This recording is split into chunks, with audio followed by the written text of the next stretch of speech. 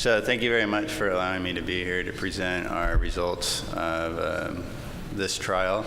This trial was started in October of 2012, kind of in parallel to some of the essential tremor work, and was performed at 2 centers. So I just want to acknowledge the both technical and collaborative and financial support of a lot of people who made this possible. We worked very closely with the Foundation and Insight Tech.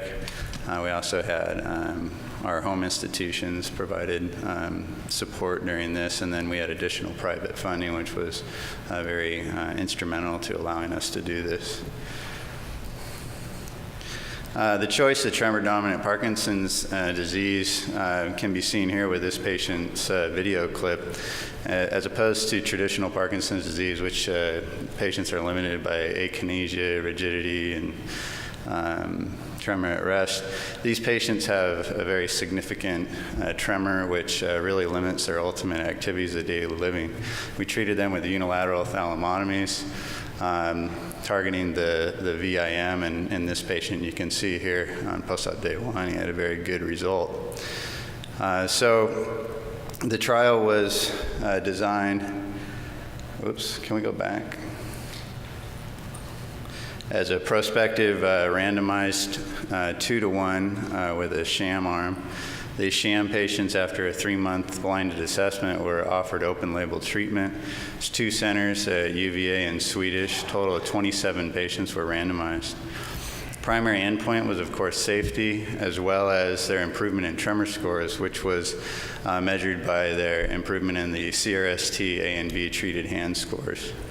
We also had numerous predefined secondary endpoints, including UPDRS motor scores, item 20 and 21 being the tremor at rest and postural action tremor, as well as total CRST and disability, which is part C in PDQ 39. We also assessed their MoCA scores both before and after treatment. It's a lot of information. I can't cover it all here, but I'll just cover some of the highlights. This was the study design. 53 patients were screened and 27 were randomized. There was 20 in the treatment arm and 7 in the sham arm. We had 100% accountability for the primary outcome at 3 months, with 20 patients in the treatment and 7 in the sham. Of the treated patients, 6 of them did not progress to their 1-year unblinded assessment. 3 underwent DBS, and 3 were lost to follow-up. In the sham group, 1 patient declined further treatment, and 5 patients ultimately made it to the 1-year assessment. Demographics were pretty similar amongst the groups. Most notably, the levodopa equivalent daily dosage between the groups was roughly the same, right around 700.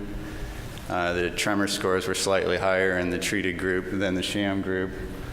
However, they didn't reach any statistical difference. This is the primary outcome on the left. This is the improvement in their tremor scores at 3 months. Again, this is the on-medication CRST A and B treated hand subscore.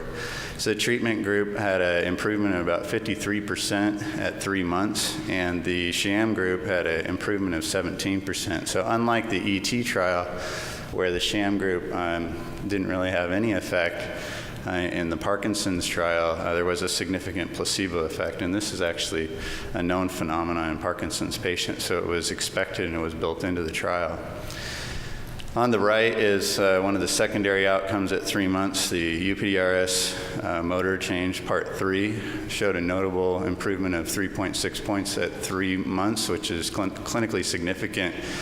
And the sham group had an improvement of 1.7. So that didn't reach statistical significance between the groups, whereas the tremor improvement did with a p-value of 0.019. We looked at the size and position as a function of improvement in tremor scores. There wasn't much of an effect with the size. However, more anteriorly placed lesions had improvement in position. So lesions which were greater than 25% of the distance away from the posterior column measure, the mean improvement was in the mid-70% range, whereas below that it was 25%. And it was statistically significant between the groups. This was durable in the long run, from 3 months to 1 year. the tremor scores remained improved, as well as the UPDRS motor scores. So in conclusions, there was a notable placebo effect.